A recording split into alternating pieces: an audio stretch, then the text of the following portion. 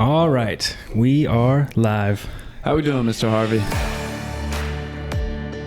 Pretty good. You're looking fresh. Thank you very much.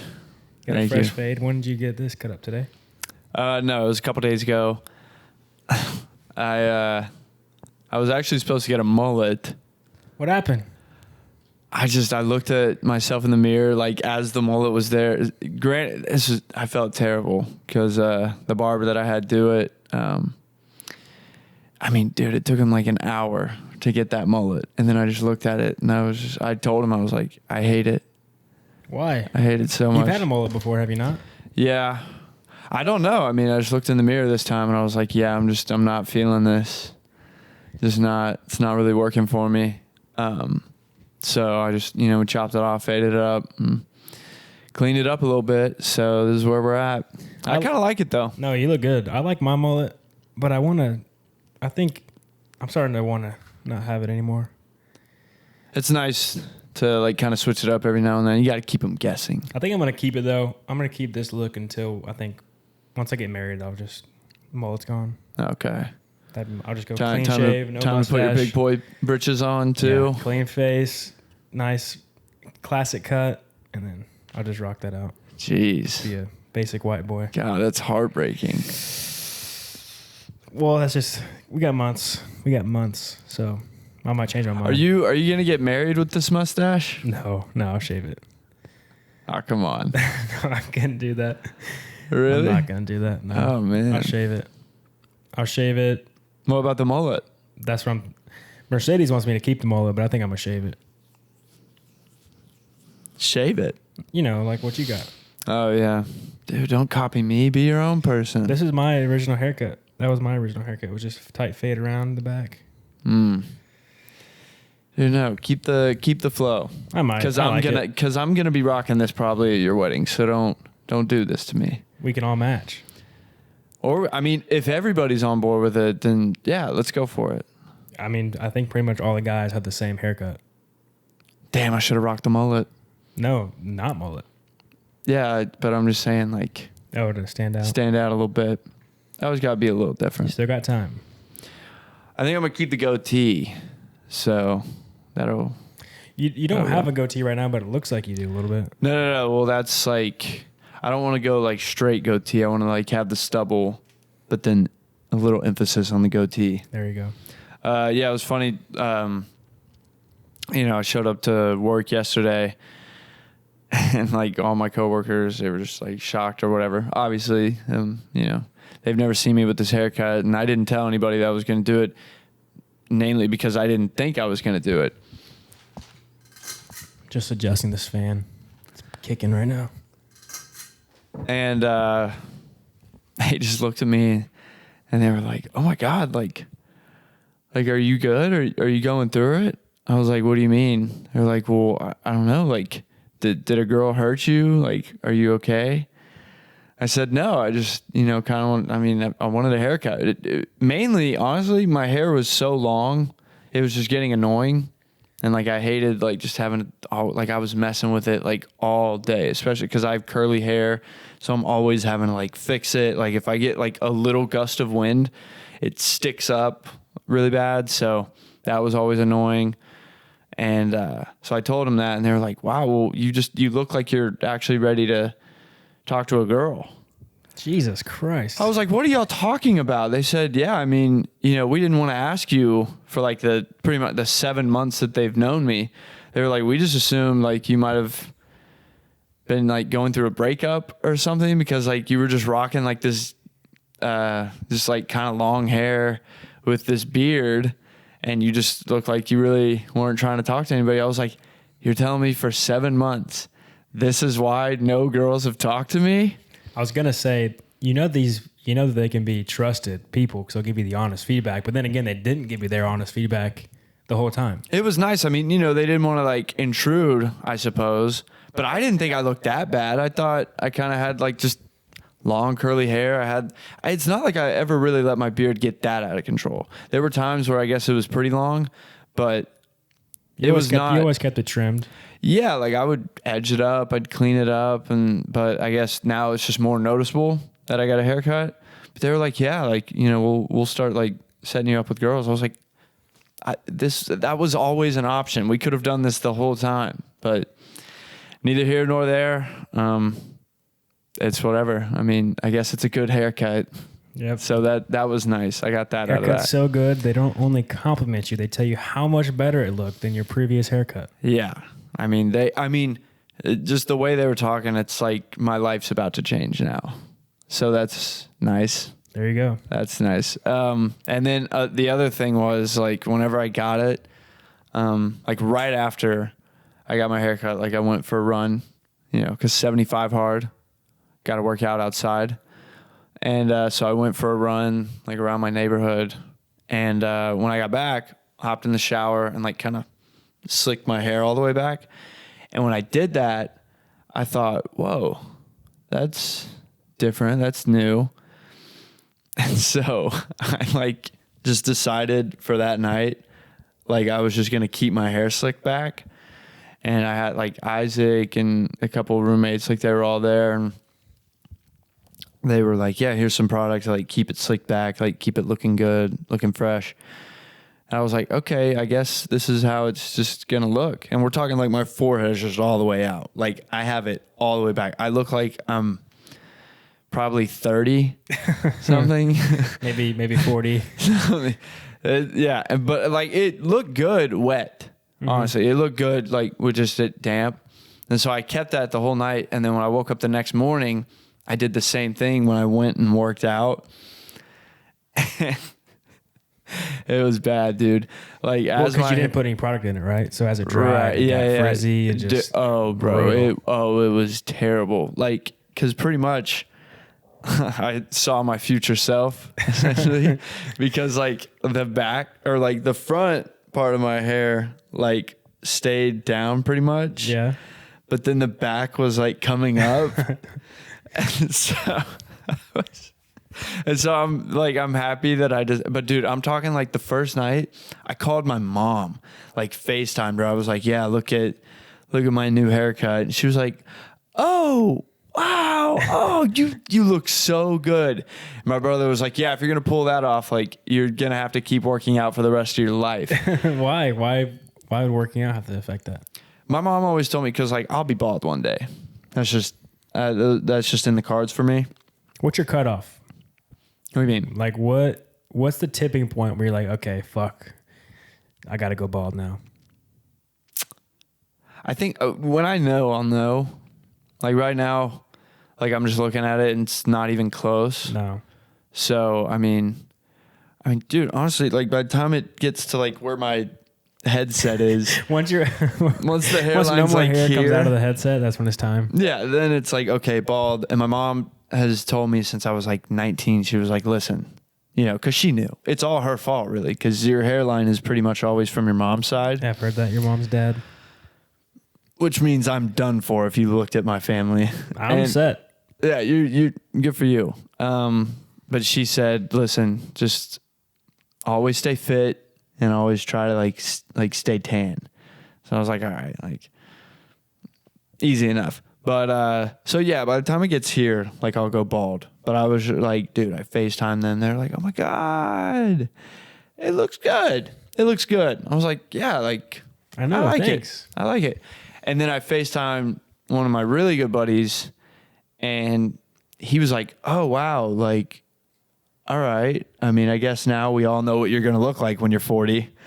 I was like, yeah, I guess. He was like, so you're just going to embrace it when you're 24? And I was like, yeah, okay, yeah, I guess. Kind of harsh reality. You've had some fucking people just ripping on your hair. I got honest people, and I like it. That is gotta keep them around. But then after I worked out, I was just like looking in the mirror. I was like, holy shit. Thank God it is not my time yet. So I've thought about, I would not soon, but I do want to at some point just to buzz my head just to see what it looks like, because I've never done it. When you do it, I'll do it, because I used to shave my head all the time back in high school. Like, yeah, I've seen pictures of you. I think I might have even known you. No. By the time I was in college, I stopped doing it. I only did it in high school because my dad would pay me like $100. He was like, if you just shave your head, I'll pay you $100. And I was like, wow, $100. That's a lot for a 15-year-old kid. So hell yeah, $100 is a gold mine. Yeah. And I would always I would do it during basketball season too. So it was like, I don't have time for girls. It's time to lock in and hoop. Yeah. And but no, I never did it in college. But yeah, like, dude, after we did it and then like I was doing the slick back, like I told Isaac, I was like, dude, like, why don't we just shave it off? And he was like, whoa. He was like, you might change your mind. Take it easy. Take it easy. He was like, you might change your mind tomorrow. So we're not going to do that. He's like, give it some time. And then like, if you really still want to, like, you can just do it yourself. Yeah, honestly. Thank God for Isaac, because I woke up the next day, worked out, saw myself, and was like, holy shit, thank God. Now we're here. And I'm happy with it. I'm cool with it. All right. Maybe after my wedding, we shave our heads. Yeah. Yeah. It would be good timing, too, because, like, for the summer, like, we can, like, get, like, a good tan on our heads. My issue is I have just a U hairline. It's just not I don't have a great hairline. I have a terrible hairline. I know, but me and you both, so we're just going to be struggling. We're white dudes, man. We all have bad hairlines. No, but my brother has a straight across hairline, and he could shave his head, and it would look so good. Okay, there's like a collect few that have good hairlines. Like our buddy Hempel, dude's got a fantastic hairline. There's a lot of gay dudes that I know that have good hairlines, and I'm like, God damn it. Yeah, but there's a lot of white dudes. I mean, it's just who we are, man. It's just being a guy. You know what? You got to embrace it. Got to embrace it. I have no fear. But yeah, listen, if that's how you want to celebrate your first year of marriage, or going into your first year of marriage by shaving your head with the boys, I'm on board. What a great testament to marriage. Yeah. Like, you still haven't lost me, guys. I'm still here, fellas. So yeah, just let me know. Okay. I'll do it if you do it. And maybe like, do it live on the podcast. That'd be good. That'd probably get us some clicks, some views. Crown Cinema goes bald. Damn. We'll stick this in like the journal. The archives. Yeah, the archives. We might come back to this. Anyways, this week is my pick. Yep. Correct? So this week, since last week, we watched Gladiator. Good movie. Great. But very long. Great to some. Good to most. No, I think that's not accurate, actually. Good to me, more importantly. But we're watching Se7en, spelled Se7en. Is it actually? I don't know. I mean, I'm pretty sure. I mean, like on the poster, I'm pretty sure it's spelled that way. But it's David Fincher. Yep. Brad Pitt, Morgan Freeman, Gwyneth Paltrow, and I think Kevin Spacey. Yep. Pretty dark, twisted, messed up movie. But right up my alley. But it's good. But it's a good story, and it's just, one of those good movies. I watched Fight Club like a month ago, I think, and I was just like, damn, like, just good movie. Like Fight Club and Se7en, they're just like in the same realm because they're both David Fincher, like both Brad Pitt. So I was like, if I watch Fight Club, like now I got to watch Se7en. So I'm excited for this one. It's been a while since I've seen it though. Like it's been probably a few years, I think. I think I saw it during like COVID. Honestly, I think that was the last time I watched it. So there might still be like a little bit of a shock factor in some scenes that I'm not like totally remembering, but I do know what's in the fucking box, but I'm still excited to see. I think in high school I made a video essay about this movie. In high school? Yeah. And they let you do that? It was English class. I had a cool English teacher. I don't think my high school would have let me do... I bet my high school wouldn't have let me do any type of like essay over a movie that wasn't PG-13. What? Oh, yeah. It's one of those good old small town schools. They didn't think we were ready for the real world yet. My English teacher Seven's dark too. And that's not even just some rated R movie. I mean, this is like a pretty messed up movie. Yeah. My English teacher was a cool lady. She gave us a lot of great books to read. Like I learned a lot from her. I always thought I was terrible at English and I thought I hated English until she taught me how to do it. And I was like, oh, I like this actually. That's where I started to get into stories and reading and like enjoying books and good stories. And I always like movies, but kind of getting to analyze movies a little bit. Shout out to good teachers. Yep. And so she has them. If something was a good movie or a good piece of art, or like a good work, she would be totally open to you analyzing it or looking at it or whatever. She's not going to stop you from doing so. And she would cuss in class sometimes, like if she was needed to like portray a point. Yeah. You know what I mean? Like she wasn't a censor or like she didn't censor anything that we wanted to like learn about, which is cool. So nothing better than a badass teacher. Yeah. They definitely help. Yeah. They help a lot. I only have a handful though. I think everybody only has a handful. Yeah. For that. Yeah. Because most teachers don't give a damn. And some of the good teachers are the ones that don't give a damn. That's why seems like a lot of teachers, they just kind of settle for being a teacher. It's a safe job. I mean, you got to deal with kids, grading papers. It's it's an honorable thing to do. Yeah, you're giving back to kids because it's not all about just teaching. There are a lot of shitty teachers that should not be a teacher. Oh, absolutely. Absolutely. But that goes for any profession. Yep. But 7. Let's do it. You ready? Let's ride. Let's go.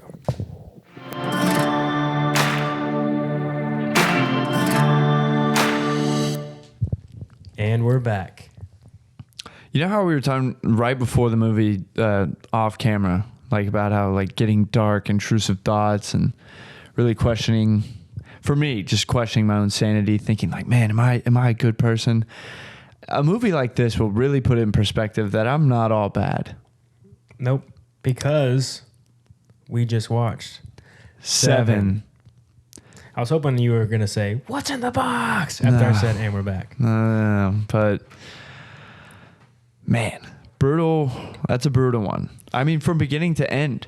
And I was thinking about it like kind of close towards the end. There's really only one funny scene in this movie. They only give you one real opportunity to laugh. And that's whenever Gwyneth Paltrow and Brad Pitt are explaining that their realtor that got them the apartment, like pretty much duped them on the fact that their apartment is going to be rattled by a train like every 5 minutes. Okay, so with that scene too, I guess maybe I didn't catch it or I don't remember this from the first 2 times I've seen this movie because I've seen it. This is my 3rd time watching it. I didn't realize that Detective Mills was an idiot. Did you recognize that the whole movie? Yeah. He's always done like he doesn't understand what they're talking about. He's not a good detective. Okay. So yeah, I can kind of go off that because when he walks into the apartment, he calls his wife a loser and she's like, "What's up, idiot?" But I understand what you're talking about. Like he's just always like frustrated and pissed off because he's always just a little bit behind. So all the things he's done, I wrote them down to remember everything I've noticed because like honestly, it's hard for me to like watch anything past a movie because I didn't realize, I guess, when I first saw it, that he's just dumb. That's crazy because I was thinking the same thing. I was like, he's just kind of behind. I don't know why I put that together, but what do you notice? So he's a bad detective in general. He will move shit around the crime scene. He'll like bump into things. He's not careful. He sits in the furniture of the crime scene. Whenever there's a one where it was the agreed one, the first one he's on by himself. He like sits at the office. Detectives or police officers or whatever are cleaning the scene and he's like, "Hey, can y'all go get me some coffee?" Yeah. Like they're working, scrubbing blood off the ground. He asked him to get coffee. On top of that, in that scene, I was like kind of like freaking out because I keep thinking he's about to just step in the blood. Yeah, that too. He's walking all over the blood. He's not very smart. He during that dinner scene when Somerset's at his house, Somerset's Morgan Freeman. He gives him a tall glass of wine. Not a wine glass. He poured him a tall glass of wine. He has a beer. Mills has a beer. Somerset has a glass of wine. And when he comes out to sit down with him, he showed him all the pictures that he found from the recent crime scene because Somerset's not working it. He gives him a tall glass of wine, and the next time the apartment shakes, Somerset picks up the wine glass and he's like, yeah, and like sets it down. And so in the scene you were just talking about when they first see the apartment shake, it's like your one chance to laugh. To me, it felt like noticing that Somerset's always ahead. Somerset recognizes that Mills is not that smart, not that bright, not a very good detective. He's like laughing at him. He's like, you're a detective and you didn't find out that your apartment was going to shake and that you didn't realize or ask questions why you couldn't be in there for only 5 minutes. That's a good pickup. Because he laughs and stops himself and he goes, I'm sorry. And then bursts out laughing because he's like mind blown that Mills let this happen. Because you're a detective. I mean, the whole nature of your creation, like the way your mind works, is that you want to get to the bottom of everything. So, I mean, you'd think, it really puts it in perspective, like a detective, like house shopping, they're going to notice every minor detail. Their job is to notice the details. How about your location? Yeah. Is there a train above you? You know what I mean? It's like... That is good, yeah. So I think because that does make so much sense, yeah. Somerset's just laughing at him, and the whole movie, he's kind of like... But he never undermines him. He's never rude to him or like makes him feel stupid. But he always kind of makes facial expressions. He's like helping him, guide him through. He just tells him, he's like, you're not ready for this case. Like, this is not your case. Because I know this is a high-level case, and you're just not... You're not cut out for it. Well, and remember, he like tells him before or right after they got shot at, or no. It was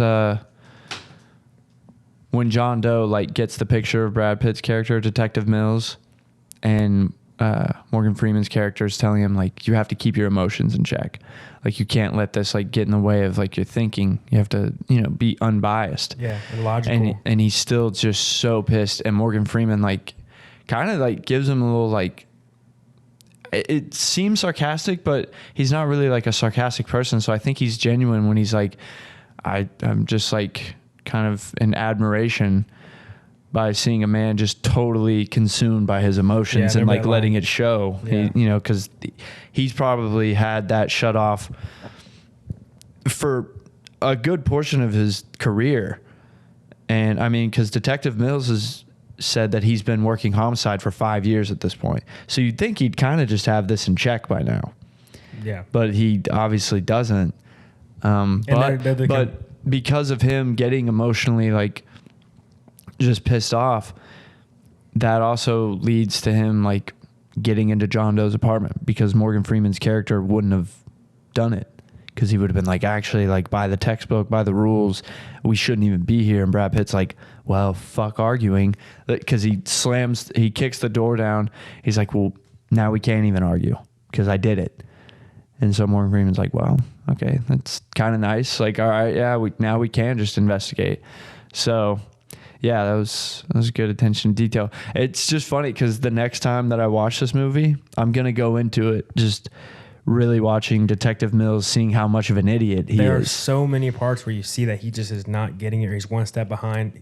This one's obvious.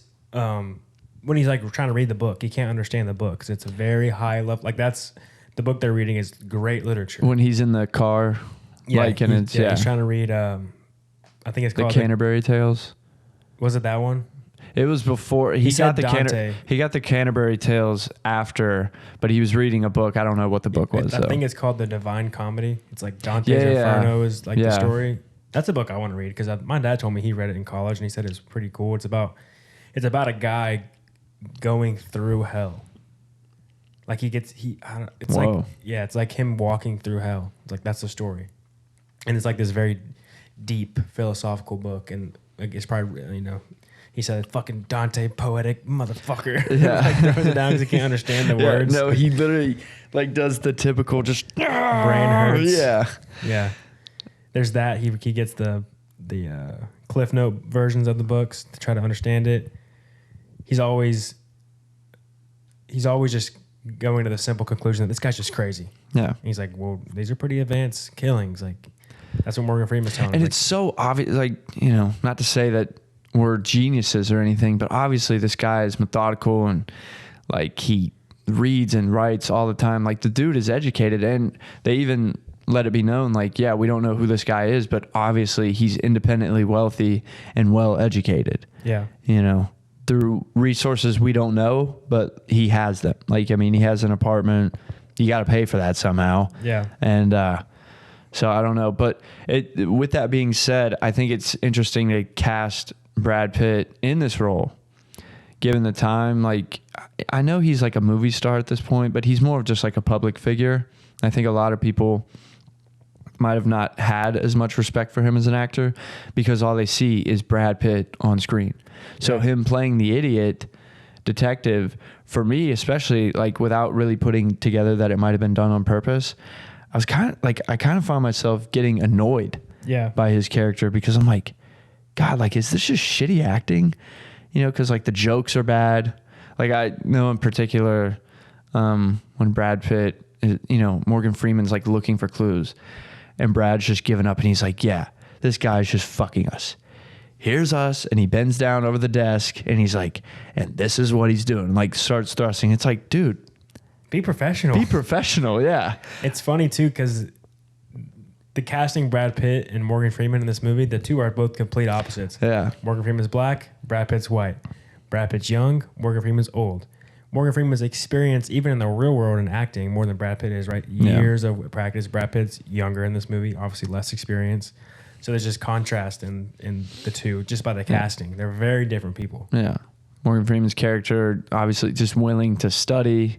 Brad Pitt's character just can't. I mean, you got to give him props for trying, though. Well, I mean, his whole investigation plan was him just like looking at the pictures of everything. He's like just trying to like think like, what could this be? Yeah. How could he have done this? And then you have Morgan Freeman going to the library, reading the books. Pulls an all-nighter. All-nighter, scanning documents, tracing back things. When he studied so hard that even when he sees a line, he's like, oh, that's from that book. I remember reading that one. Yeah. Because he studied it. Yeah. And was doing what a true, you know, diehard detective would be. Yeah.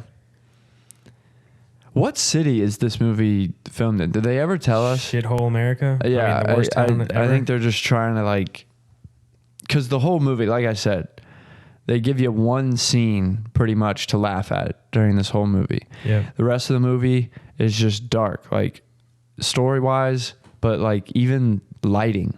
I mean, it's just raining all the time. Every apartment they go to, the lights don't work. Like every single one of them. The fat guys, and then John Doe's. I think there was a third one that like the lights weren't working.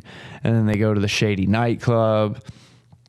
It's just like, oh my God, like it's exhausting how miserable this city is. And then when Gwyneth Paltrow is just talking about like, I don't want to have a kid.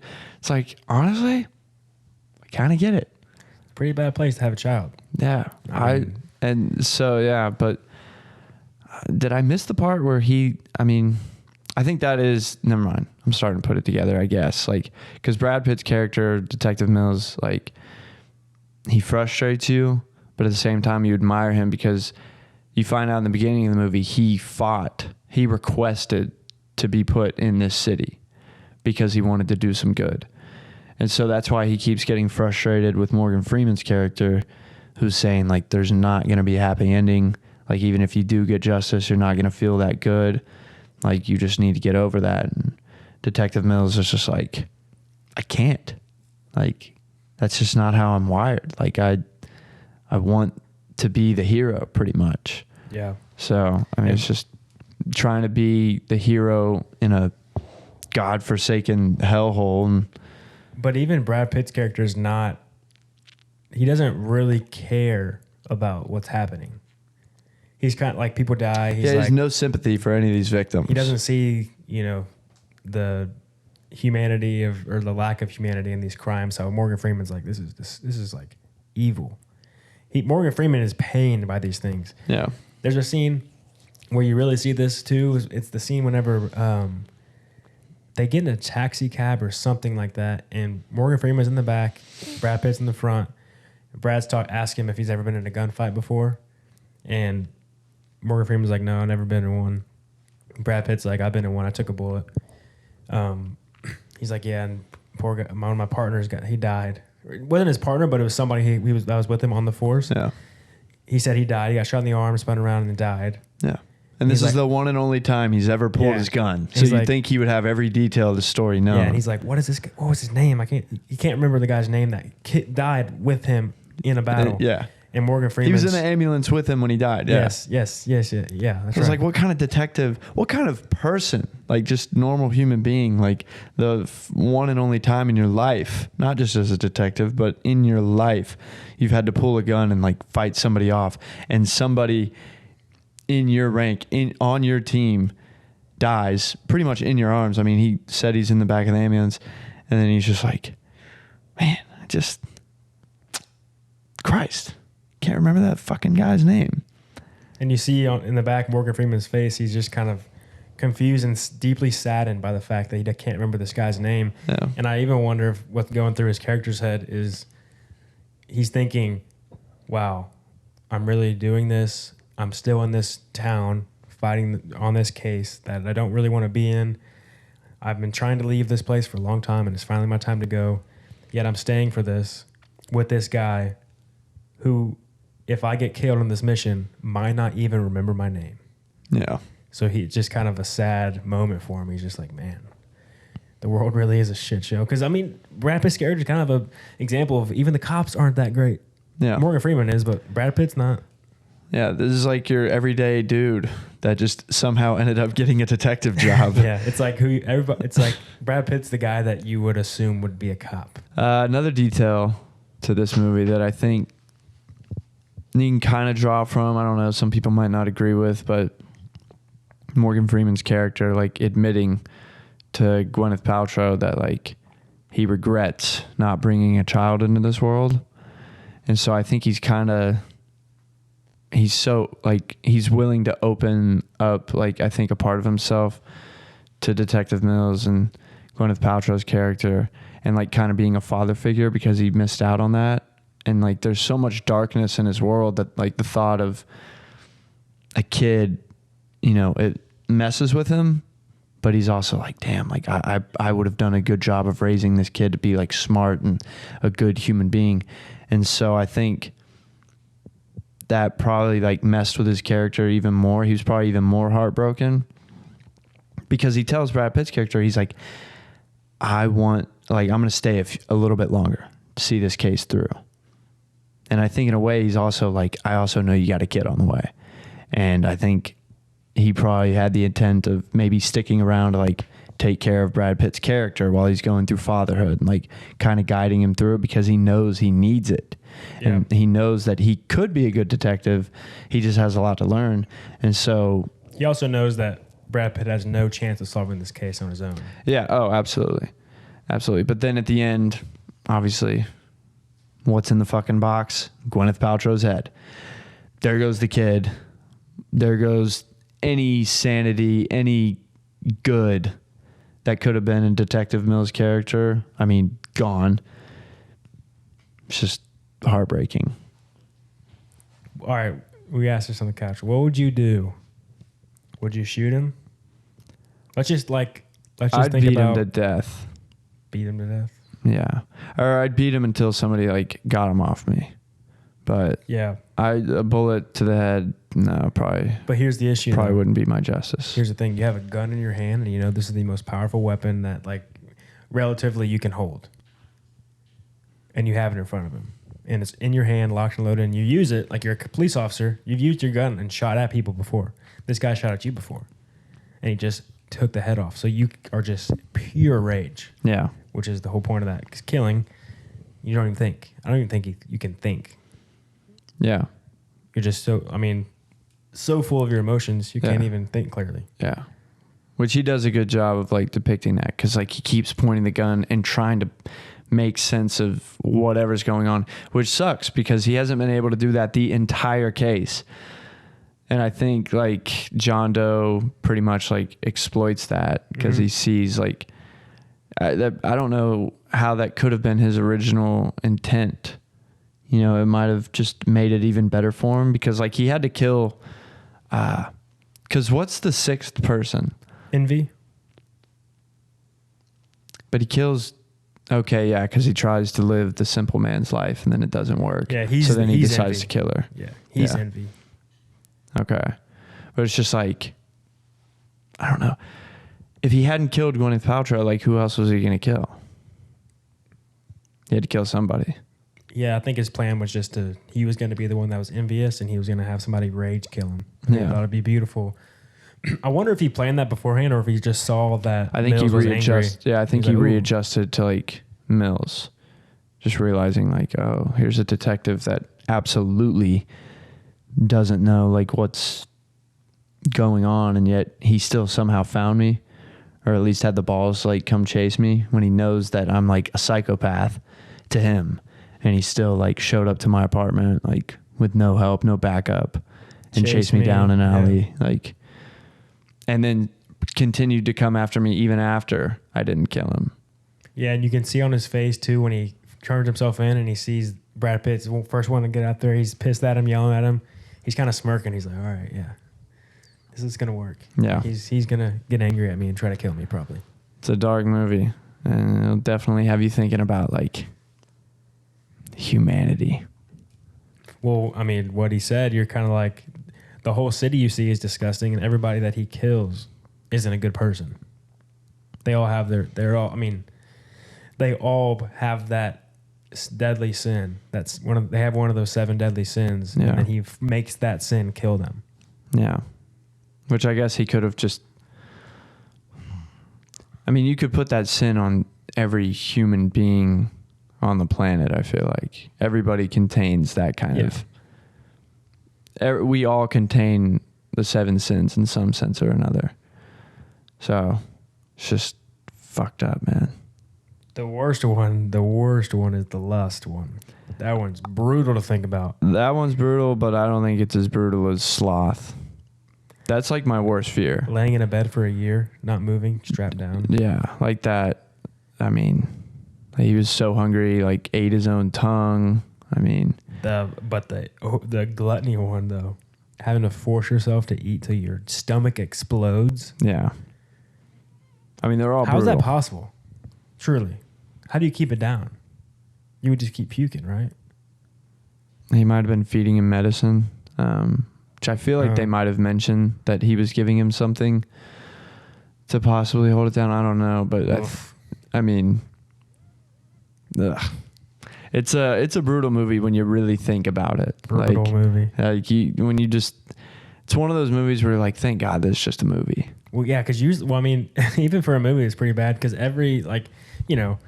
a movie like this that's dark has like a serial killer. He usually only kills like 1 or 2 people, and it's really one big case. Yeah. This is 7, And it all just happens in a murders. week. Yeah, 7 And it's days all in a just row. back to back to back to back to back to back to back. Brutal. It's made in 95. Yeah. And I think Fight Club was made in 98. And we could have watched this on its whatever year anniversary. It came out on September 22nd. Oh, man. It's the 27th right now as we record this. Okay. So pretty good timing. All right. Damn, it made $327 million. Really? I guess because of David Fincher. I was he just a big time director at this point? Yeah, he's always been the man. Okay. I don't know when he wasn't. I guess he's made a few. Oh, wait. He's got a new one coming out. Or it came out. What? He had teaser trailer. He's got a movie, I guess. It's either out or it's coming out. It's called The Killer. Why does he always like these dark-ass fucking movies? That's just how his mind works. I mean, he did make The Curious Case of Benjamin Button. Yeah. And I mean, it was a dark and sad movie, I guess. Like the idea of it, but it was like a nice story. Okay, this movie did come out. It came out The Killers? the 3rd. The Killer? The Killer, yeah. Initial It's release out? September 3rd.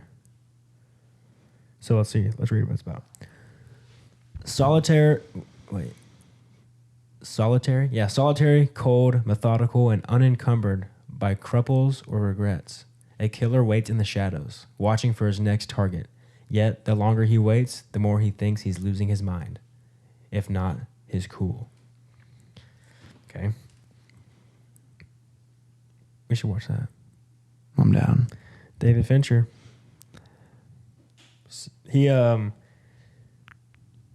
what's cool in this scene is the very last in this movie. The very last scene is, if you notice in the way they shoot it, the way he shoots it, he's very good at like camera movements, like when to use like a shaky camera and like how to have the camera move with you. Because I think it was in The Social Network. He like kind of moves the cameras like with people's eyes to kind of like lock you into conversations, because like it kind of feels like you're in it almost. Mm-hmm. In this movie, at the very final scene, every time it goes to Brad Pitt when he's freaking out, he's like, you know, saying what's in the box. The camera's shaky as hell. He's like moving around the screen. When it cuts back to John Doe, it's just steady. Yeah. It's like because he's in control the whole time. You can see the emotion in Brad Pitt by the camera movement. And you can see that the plan's working with John Doe's, you know, shot not moving. Yeah. Just straight on a tripod. Man. Filmmaking. I wonder what people thought, like, because with Fight Club, you know, the way they marketed it, they just made it seem like it was going to be two guys starting a fight club, like an underground fight club. And then they kind of like get, I guess, angry with each other over a girl. Or at least that's like how they were portraying it, like in the press, like before the movie, like hyping it up. So I wonder how they did it with this movie. They were like, yeah, it's just a psychological thriller about like two detectives working a serial killer case, which obviously sounds dark, but I mean, dude, you know, within the first 10 minutes of this movie that it's about to get so messed up. Let's look up the trailer. Let's see how the trailer portrayed it. Yeah, that classic 90s trailer. Yeah. We're just in this 1995 film. Yeah, I remember one time I was trying to get my family to watch The Truman Show. Have you seen that before? Because I just watched it and I wanted them to see it. And I was like, the movie's so good. Just watch the trailer. And then the trailer's just ass. Goofy. I'm like, never mind. Don't watch the trailer. Yeah, it's just so goofy.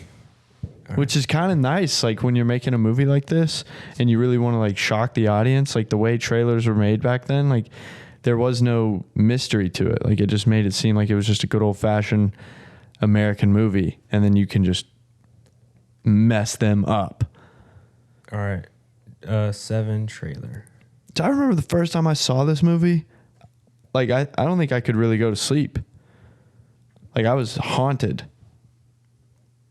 All right, you ready? Yeah. This came out. Uploaded this thing 9 years ago. Do you like what you do for a living?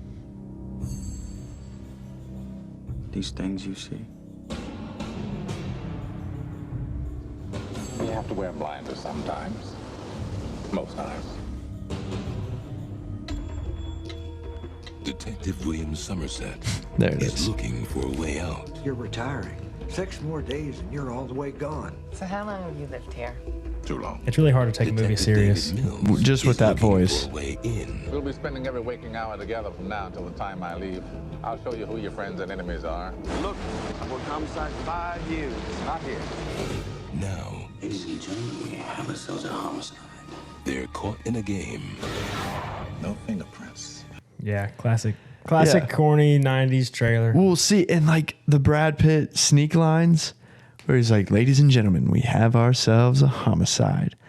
You'd see that and be like, oh, okay. It's just going to be like Brad Pitt's going to be the badass. Morgan Freeman's going to be the thinking guy. And, you know, they're just going to catch a killer. Which, I mean, shout out to David Fincher for like exploiting that. And he like uses Brad Pitt in that way. But he pretty much just throws just your regular good American boy into like the worst situation ever that you could possibly find yourself in, especially as a detective. Yeah, and the first time I watched it, I just saw Brad Pitt as just like a badass, essentially. Not really like he wasn't doing anything crazy, but he was just like the cool detective that was helping solve the case. But in reality, when you really watch the movie, he did nothing to solve that case.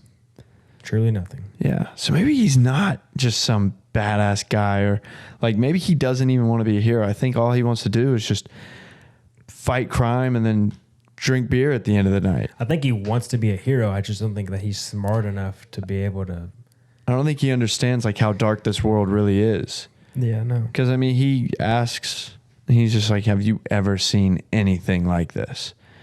Because he's just like mind boggled. He was like, wait, humans are capable of being this evil? Like I didn't expect this. He was like, I thought I was just gonna be nabbing like angry husbands that like beat their wives or something like that, you know? Mm-hmm. It's just, man. I wonder, I feel like being the detective is like the most, like the coolest job as a police, like in the police force probably. It's like the quarterback of the police station. So I wonder if everybody strives to be, or like would want to be the detective because they get to go out, solve crimes. Yeah, they don't have to wear like a uniform. I feel like that's always nice. Yeah. Yep. You They can can go, leave the office whenever they want. Yeah. But they also don't have really hours. I wonder how that works. Salary. Also, I'm sure most detectives aren't doing what we're watching on the TV show or on the TV screen. I mean, No, but I mean, there is like, not a lot of Russ Coles out there. I mean, doesn't matter like where you live. Like there's always like some messed up stuff going on that like they're pretty good about like making sure the public doesn't totally know. You know, they keep things like kind of under wraps. But I mean, even in my small town, like Amber Alerts. Think about Amber Alerts. When those come out, that means like it's gotten bad. Like They have no clues. Yeah, like you see like a 3-year-old girl has been kidnapped or something. Like I mean, you see that it's in Texas and it's not that far, or like it's pretty far away from you, but then you realize like, oh shit, like he could be close to Denton, you know, in like 6 hours. You know, it's just like that That's kind why of they thing. give it to you. Yeah, because like They're like, hey, he might be he could nearby. be coming your way. I do hope that a lot of those are just dads stealing their kids from their baby mamas, and it's not violent or, you know, criminal. One really. can hope. Because a lot of times the description of the male is like the same as the kids. It's like 30-year-old white dude with 6-year-old white girl. Brown hair. It's like, okay, that's probably her dad Yeah. taking her because her baby mama's not letting him see the kids. And he's like getting drunk and stealing his kids. Whatever helps you sleep at night. Yep, that does. Truly. That does help. But like Brad Pitt's character, like I think all he wants to do now that I'm really thinking about it, he just wants to catch bad guys and then probably go play poker with his pals and just tell him about how badass his job is. Yeah, because he goes home and shuts off work.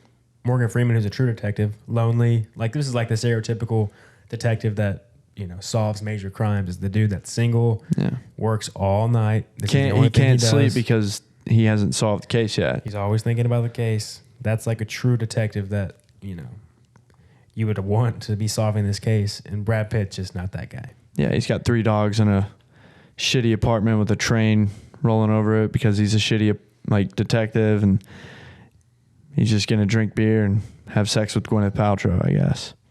Just hang out. Yeah, I wonder if there's a clue to why he transferred. Like a clue as in maybe John Doe enticed him, or like what was the true reason why? Did they explain that? No, that's why like I was kind of talking about it earlier. Just Morgan Freeman asked, he's like, hey, why did you fight to get in this city? You know, most people, like most detectives around here are actually like trying to get out. Like you actually like requested and then fought to get here. And then I really can't remember what his response was, but I don't think it was good because Morgan Freeman kind of started treating him like shit after it. Well, he said, I do remember Brad Pitt answered when he asked that question and said, what do you mean? I did just like the same reason you did. And he's like, you don't know who I am. He's like, you barely know me. He's like, you don't know why I'm here. Yeah. I'm not here because I want to be here. Because he's, you know, Brad Pitt's dumb enough to think that every detective wants to go to the worst place to solve the worst crimes. Yeah. Because that's the best thing to do. And Morgan Freeman's like, I don't want to be here. This is miserable. Yeah. It's like, I hate living here. Yeah, I'm trying to get out ASAP. I'm trying to go live on a farm. In fact, he wants to get out so bad that 6 days before his retirement, he's like, I want to resign.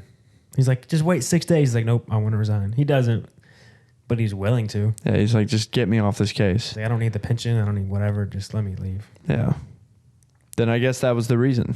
I mean, I think that is like the response that he gave him. Yeah. I wonder why he fought to get there. I wonder if that's just why, because he wants to be the main hero. Yeah. What are you rating this one? This is a good movie. This is one of my favorite movies. We got some hitters, huh? Hitters the past few episodes. Yeah. 3 solid picks in a row. We haven't seen a bad movie in a while. Sisu was a good one. That's the only really bad movie we watched. It was so bad, it was good. What else have you seen that's bad? No, the Quentin Tarantino after. Oh yeah, Planet Terror is pretty trash. Yeah, Planet Terror was bad. I'm gonna give this movie. I'm gonna go back. I got back-to-back scores. I'm giving it an 8. I was gonna go 7.6. You said it's one of your favorite movies.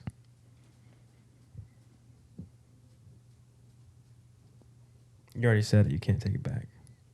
Yeah, 7.6. If you could go back, what would you make it? 7.9. I thought about 7.9, but I'm like, this is a good movie. I like this movie. All right. This is a side note. I want to show you that video. The Canada. Oh, yeah. What I'm about to play here is Totally off topic. Totally off topic. But it is infatuating Kade. It is. It's got my attention too, so. The Canadian government, recently, a couple days ago, applauded a Nazi in their not Congress, but their meeting. All right, let's see. This dude fought for the Nazis, and everybody in Canada and this government applauded. It's with a heavy heart that I rise to inform members. That's him apologizing.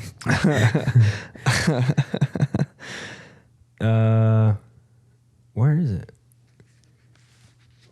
I wonder if they're oh, here we go. No. Actually, I think I have it downloaded. Here we go. He resigned. Who? The guy that did that applauded, that started it, the guy that was speaking. The head of the ceremony? Yeah. All right, I got it here somewhere. I had to download it for the...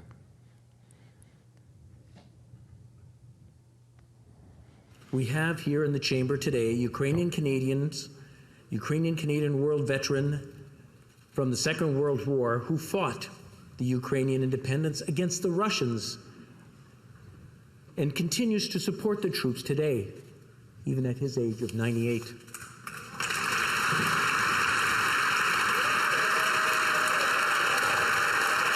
Their circle is Justin Trudeau and Zelensky.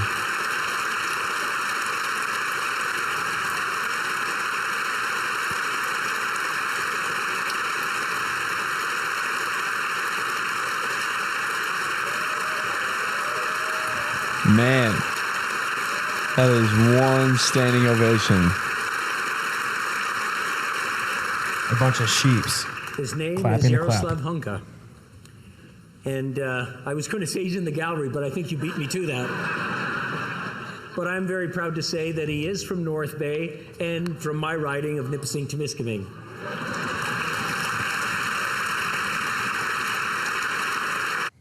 Dude. Could I please see the apology video? Yeah, we can watch that. I bet that guy, the Nazi, he never, since after that war was lost and he was like, damn, shouldn't have picked that side. I bet he never thought he was going to get a standing ovation by a former, or another government. Especially in today's time. Yeah. I bet he was like, God, please don't let anybody ever know what I did. Yeah. You think he was confused? He's like, why are they applauding me? I was a Nazi. Wait, I'm sorry. Are the Nazis back? Oh my God. All right. Oh yeah. Let's run it back then. Okay. I haven't looked into this, but I have heard that one of the, Ukrainian armies that was trying to fight back against Russia, they were all just Nazis. Like it was a Nazi group that was trying to fight back for Ukraine. All right. It's with a heavy heart that I rise to inform members of my resignation as Speaker of the House of Commons. So happy for her. It's just so smiling, like He's a Ukrainian hero. Found regret for my error in recognizing an individual in the House during the joint address to Parliament of President Zelensky. Man. Public recognition has caused pain to individuals and communities, including the Jewish community in Canada and around the world, in addition to survivors of Nazi atrocities in Poland, among other nations. Yeah, I mean, talk about just one of the most major public fuck-ups you could argue ever documented. Yeah. I mean, how do you get it that bad? How did that get past so many people in today's time, especially? I don't know. Truly, how do you not recognize or look into or question or make sure that the World War II veteran that fought in Ukraine, who historically was 50% Nazi, 50% allies, I can double check or just or I want to know why they invite him. Where did he come from? Who brought him there? How did that get set up? Like seriously, it's like, okay, yeah, we'll recognize him. Hell yeah. Yeah, like I maybe could feel bad for this guy because maybe they're like, hey, like we actually have this guy is highly decorated. I mean, he survivor of World War II in Ukraine. I mean, it's just he's seen a lot. And the guy was like, oh wow, that's amazing. Didn't even think to ask because why would they bring a Nazi to his door? He's like, well, obviously this guy couldn't have been a Nazi if y'all are just telling me to congratulate him. Like we're all on the same page on that, right? They're like, what if those guys were just like, oh damn, yeah, we didn't really think that him being a Nazi was like a big deal. I wonder if so what happens with the old man now? Do they arrest him? He's still a war criminal, right? Like all Nazis, like. Yeah, I think they're all, yeah. Unless you were smart scientist, then you got signed over to the United States and just kind of push you under the rug. Jesus. But yeah. I wonder if that guy's in prison now. Yeah, I wonder if they put him in cuffs. He's like, oh man, I almost got away with it. That's insane, dude. What a wild turn of events, and this all just happened in a matter of like days. Yep. Like so this happened was yesterday. A couple days. This apology was yesterday. And then, so it was 2 days ago that he applauded him. Yep. 2 days. Damn. I can't believe, I haven't heard of this. That's like, imagine, I feel like we can relate more to it just because we live in America. That would be like our Congress standing up and applauding, if there was still today alive, a slave owner. And stood up and applauded this man for fighting for our country. Yeah. Applauding like what? A Confederate war hero. And then it's like, actually he owned like 5 different slave plantations, like the whole shebang. And he's like, dag nabbit. That's so insane that that's even possible. I want to hear what the Nazi has to say. Yeah. What is he talking about? He's like, would he apologize or would he be like, no, it's still Hail Hitler? Like, I wonder. Yeah, like, fuck you. I don't know. Yeah, I wonder if he regrets it or because not sympathizing. But a lot of those people. way to start this comment. No, we already know that you're the Nazi from the previous episodes. No, but I wonder if he regrets it because maybe he was like forced to do it and he just like gave in and like join the other team. So I wonder if now he recognizes that he's like, fuck, should have done that. Or if he's like what you said. Well, he's 98 years old. He might not know what the fuck's going on at all times. He was waving and this is amazing. Yeah. I can't believe this is happening. Yeah. Like, how did I get here? What's my name? So maybe he doesn't even remember that he was a Nazi. They're like, sir, you're under arrest for war criminal. For what? Being a war criminal, being a Nazi in World War II. And being part of the Holocaust. I'm sorry, young man, but I don't know what any of that is. Like, I don't even know what I had for breakfast 2 hours ago. Just has dementia. He's off the hook. He claimed he's insane, like John Doe was gonna do. Maybe we'll find out. I mean, this all just happened, so this could just be unfolding. It could be. That's so embarrassing. Being a world leader, clapping for a Nazi publicly. Jesus. Smiling. I mean, that's political suicide. Just He's already 101. politically suicided himself. I don't think anybody in Canada likes him. Oh, well, I mean, no. I mean, it's done for now. Yeah. And it just sealed the deal. Yeah, he's put in some pretty wild policies. Yeah. He had Jordan Peterson. You've heard that name before. Yeah, I have. He's now he's like a big public figure. He's very much in like the men's space of like helping out men who are struggling, lonely, depressed, have no meaning in their life, alone. He helps them get like meaning and like tries to help that people because like a lot of those guys are forgotten, he believes, and a lot of these hardworking men are kind of just left in the dust and not thought about. So his kind of mission in life is to teach these people like how to become a man. Like, you're not a man right now. Like, you're a loser. Like, you need to step up and get your house in order, get your life in order, and work it out. And he kind of teaches you how to do it. But he's an older guy. He is from Canada. He's a psychologist and essentially like a philosopher almost. But he got really famous because Canada put in a rule that said you have to, maybe it's in his university, you had to call somebody by their pronoun, like you had to.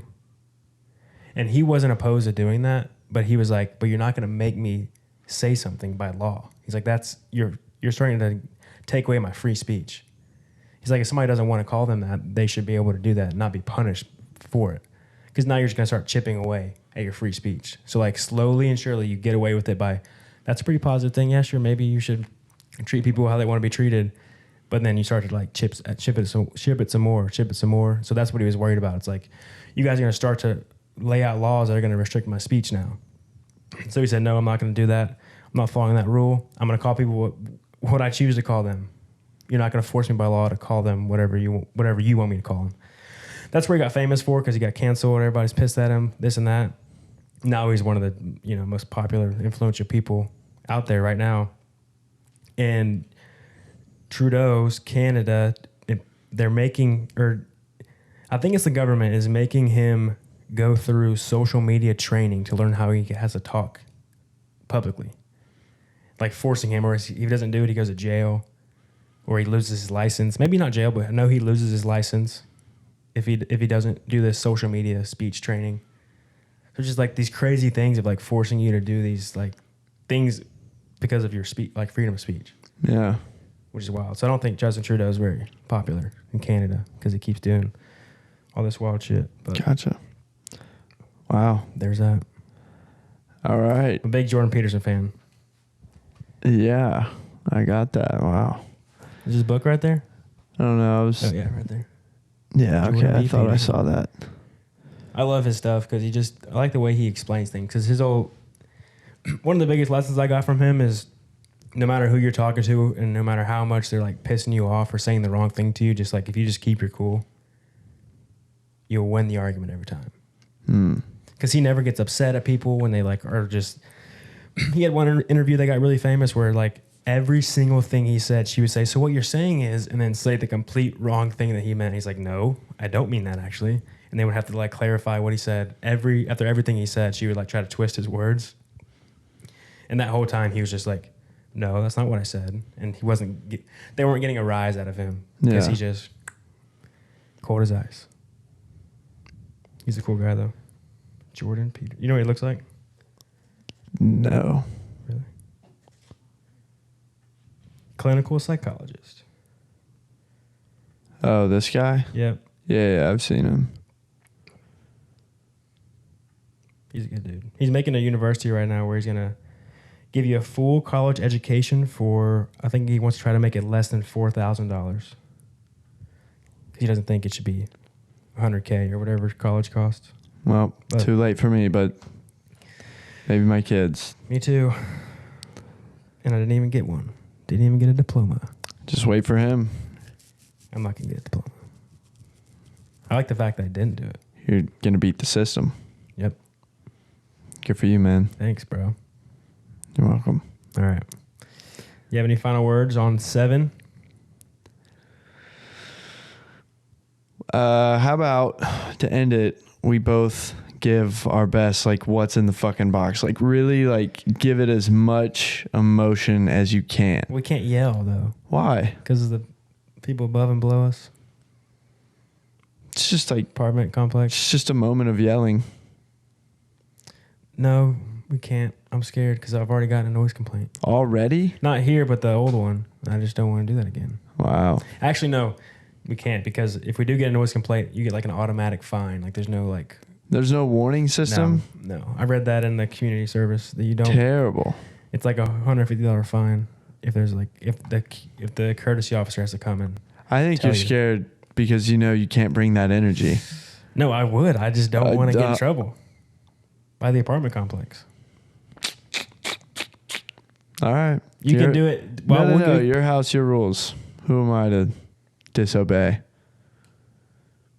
One day we'll get our own studio where we can do our full reenactments. Yeah, Full. and I will scream. What's in the fucking box?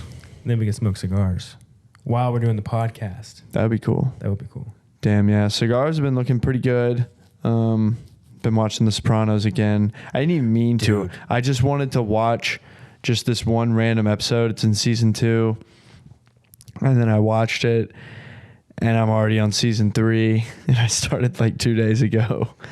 It all happened so The fast. Sopranos makes you want to smoke a cigar so bad. It's one of those shows. It's so tough to watch. First off, you have to have food nearby because they're always eating. Always drinking wine that looks delicious. Yes. And so that's the other thing is like, because I'm doing the 75 hard, like I was watching Shameless and I was like, damn, like honestly, like I don't really want to drink because I don't want to look like Frank, the main character in that show. He's just a terrible father because he's an alcoholic, addicted to drugs, whatever. But now I'm watching Sopranos. I'm like, man, Tony's really getting a lot of shit done. And he's like 5 tequila shots deep. Plus, with your new haircut, I know you want to go out on the town. Yeah, I mean, we were discussing at the beginning what my coworker said, but Mercedes, it's like she heard us or something. She just walked in and what did she say? She said everything that you said in the beginning that Yeah. your coworkers told you. She said the exact same things. Yeah. She was like, did you get a haircut? Yeah. Oh, Yeah, you look You're- way more put together. yeah. Like, You look like you have your life going on. Like your life's together. yeah. So I guess, I mean, October 30th, October 30th, I can drink. I'll miss Halloween, like all the Halloween parties, homecoming at UNT. So I won't be able to drink at that.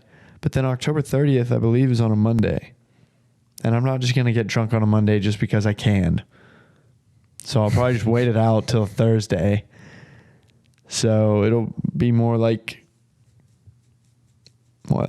78 hard? There you go.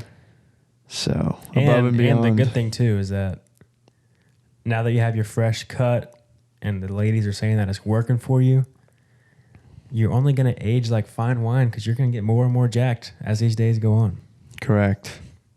So it's only up from here for you. But I am looking forward to, I've just had this weird craving of going to Applebee's lately. And I've missed Applebee's.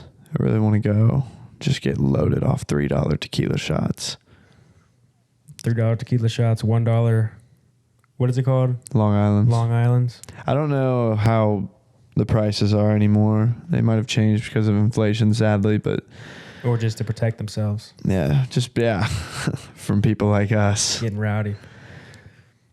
But it's coming soon. That is funny. Coming soon. Applebee's was a big pregame spot back in the day. Oh my God. Back in the day.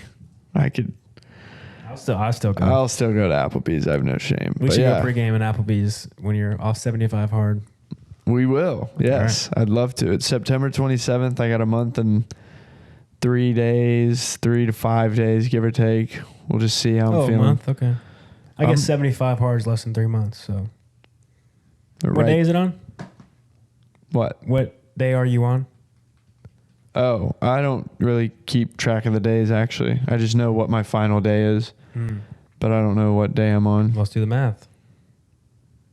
Okay. I feel like you should be crossing it off. What day did you start? I thought about crossing it off, but then I figured that would actually like make me like more anxious. But day 1 was August 14th. Okay. August 14.